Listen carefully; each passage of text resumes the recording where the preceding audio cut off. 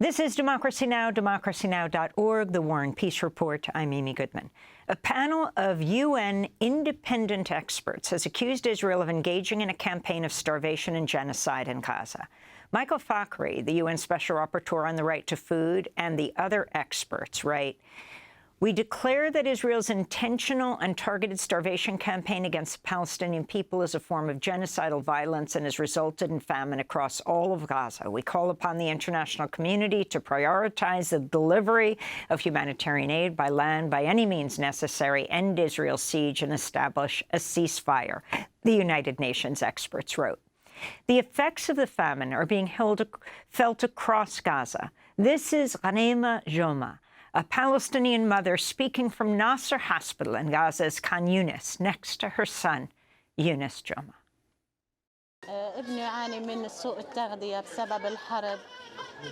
My son suffers from malnutrition due to the war and because of the tinned food he's eating.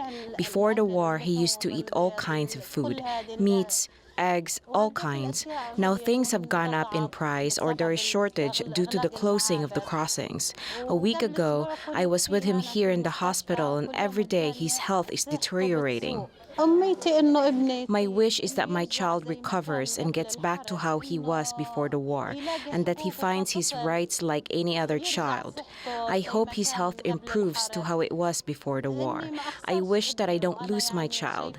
Looking at him, lying in front of me, I feel that he is dying in front of my eyes and I can't do anything for him. We're joined right now by Dr. Mustafa Barghouti. He is a Palestinian physician, an activist, a politician who serves as General Secretary of the Palestinian National Initiative. He usually joins us from Ramallah in the occupied West Bank, but today is joining us from Washington, D.C. Welcome back to Democracy Now!, Dr. Barghouti. If you can start off by responding to that woman who is sitting next to her dying, starving son. Well, there are no words to describe the feelings of this woman or our feelings when we watch that. But what we see today is a purposeful act of starvation, one form of war crime where Israel is using starvation as an instrument of war. And that's why UNICEF has been warning the last few days that 50,000 children now are at risk of death and at risk of famine because of the starvation policy of the Israeli government. And that is, of course, horrifying. But if you allow me, Amy, I want to alert you to something even more important. I think today, we are witnessing probably the most dangerous day in this whole war on Gaza, in this whole aggression on Gaza. The Israeli army is trying to evict hundreds of thousands of people from Gaza City and from northern parts of Gaza in an effort to completely ethnically cleanse Gaza City. And they are threatening people that they would bombard them in every possible way if they don't move. And the people of Gaza are resilient. They refuse to leave. They say we are ready even to face death, but not leave one more time by this terrible Israeli forces who are trying to ethnically cleanse us. We cannot take this insult one more time. And I think that's why it's very dangerous. And I want to explain that what Netanyahu is doing now, what his fascist government is doing now in Gaza, is really trying to achieve through this terrible bombardment that you've just described, which took the lives of more than 40 people, and through this act of trying to ethnically cleanse all the population of Gaza City, I think he's aiming at three goals. The first one is to undermine completely any negotiations that are taking place to achieve ceasefire, and any negotiations to stop this aggression that is taking place on the people of Gaza. Second, I think this reveals that the real intention of Netanyahu and Gallant and all the Israeli government has never changed. Their main goal is the total ethnic cleansing of all of Gaza people and all of the Gaza Strip.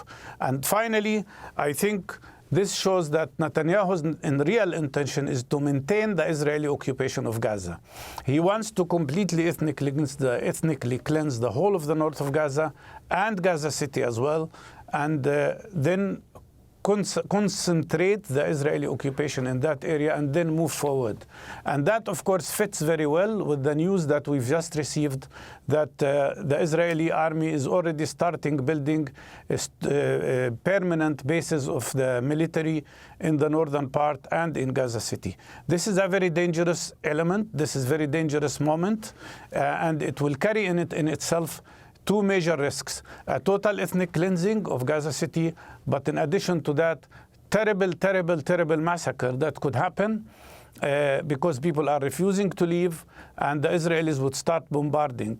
And this would not have happened if it wasn't for this terrible silence from the whole world, if it wasn't from the cover that was provided to the Israeli, including by, unfortunately, the American administration.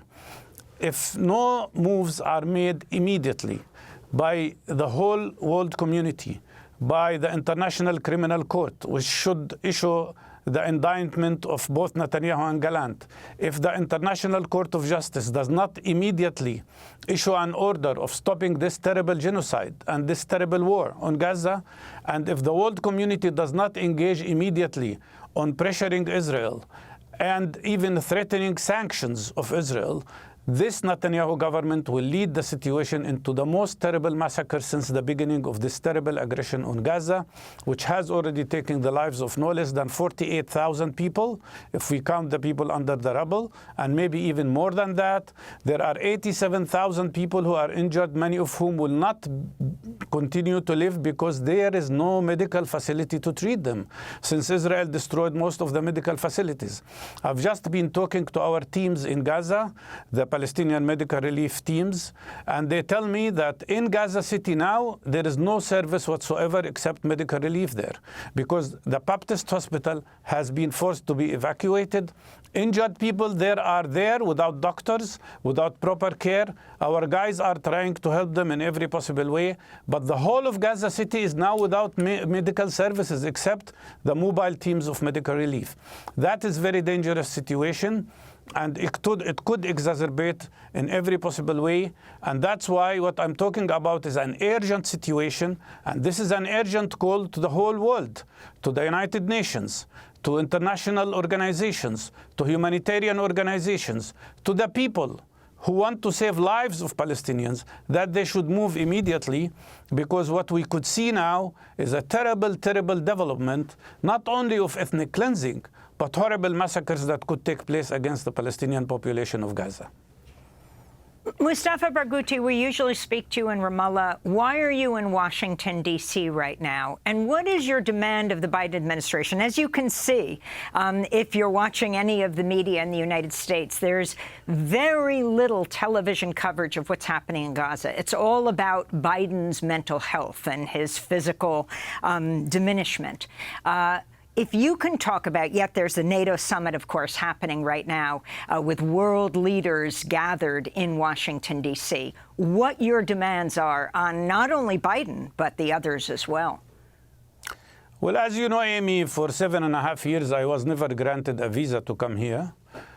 So I don't know, by a strike of luck or because there was so much pressure from the Palestinian community here, which invited me to come and speak to them. And that was the main purpose of my visit here, to speak to Palestinian activists, to Palestinian community in the United States. I got a one-entry visa, and I decided to use it. And I am also trying to meet as many legislators as possible, as many people in the media and in other to alert them to what's happening in Gaza, and to mobilize every possible resources to help the steadfastness of the people of Gaza, but also to stop this terrible aggression. My message to those who are meeting in Washington is very clear. You're playing with fire. What's happening in Gaza is showing the whole world that there is no international law anymore, that there is no respect whatsoever anymore for the so-called human rights. All your talks about human rights and democracy and all your talks about international order are out of the window. they mean nothing now when the whole world sees that Israel is enjoying the utmost amount of impunity, the utmost amount of support while it is committing this terrible massacre. $20 billion of military aid from your administration, the American administration, from your taxpayers, to those who are committing now 3 war crimes in parallel: genocide, ethnic cleansing, and collective punishment, including starvation of children and women and civilians. This is unacceptable.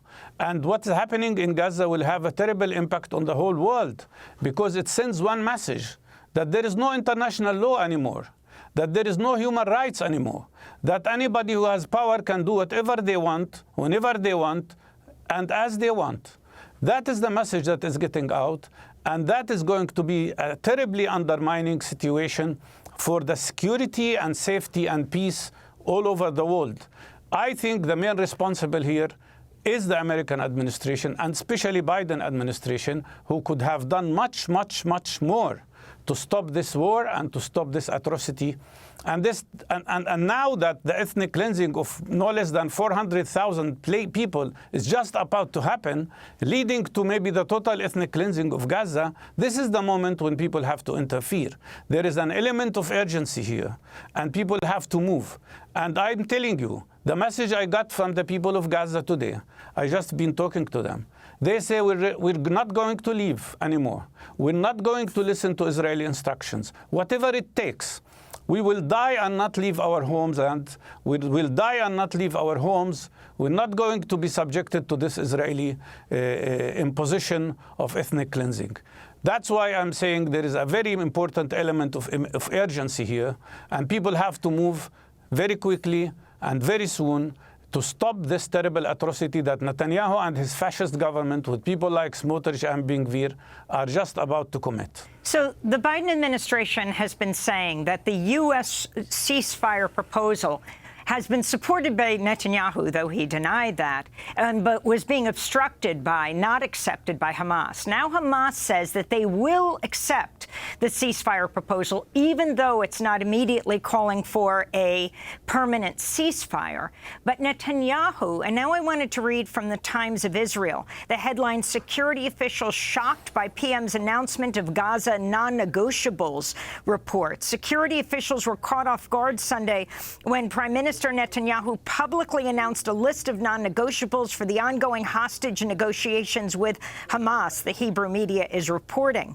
An unnamed security official told the Ynet news site that the statement by Netanyahu's office was inappropriate conduct that will harm the chances of bringing the hostages back home.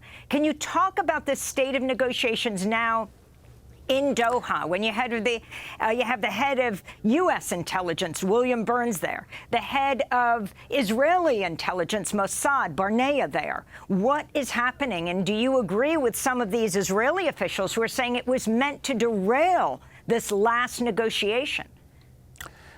I think everybody in Israel knows. Every intelligence person in the United States probably already know that the reality is that Netanyahu is continuously undermining any possibility of reaching an agreement. He played games already several times. There was a moment a few months ago when a proposal was presented to Hamas, and the Americans said that Israel is accepting that proposal. Hamas accepted it, but then Netanyahu retreated and undermined it.